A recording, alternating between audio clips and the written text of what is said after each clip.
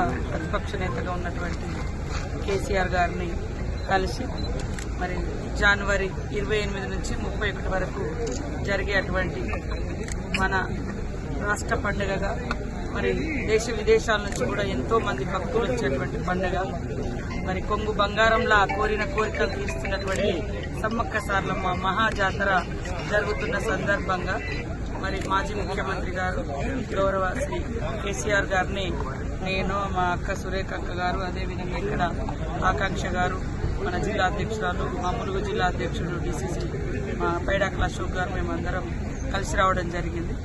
వారు మొన్న అసెంబ్లీలో అందరు ఫ్లోర్ లీడర్లకు అదేవిధంగా ఎమ్మెల్యేస్కి అందరికి కూడా ఆహ్వానం పలకడం జరిగింది. కాబట్టి ఆ రోజు మరి మేము కేసీఆర్ గారు టైం అడగడంతో ఈరోజు వారు మాకు టైం ఇచ్చారు. ఆ టైం ప్రకారం ఇలాంటి రాజకీయ సంబంధాలు కాదు, ఇది ఒక ట్రెడిషన్, ఒక సాంప్రదాయబద్ధంగా నిర్వహించుకునేటువంటి జాతర.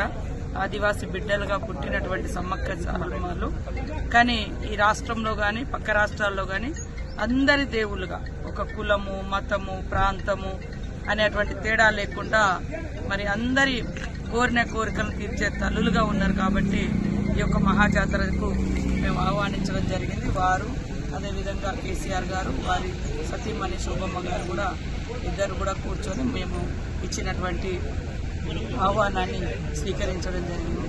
అదేవిధంగా పట్టు వస్త్రాలను కూడా మేము దేవుని తరపున వారికి అందించడం జరిగింది. వారు కూడా సంతోషంగా స్వీకరించి రిటర్న్ మాకు కూడా ఇద్దరికి చీరలు పెట్టడం జరిగింది. సంతోషం. ఇది రాజకీయాలు మాట్లాడుకునే టైం కాదు, రాజకీయ వేదిక కాదు.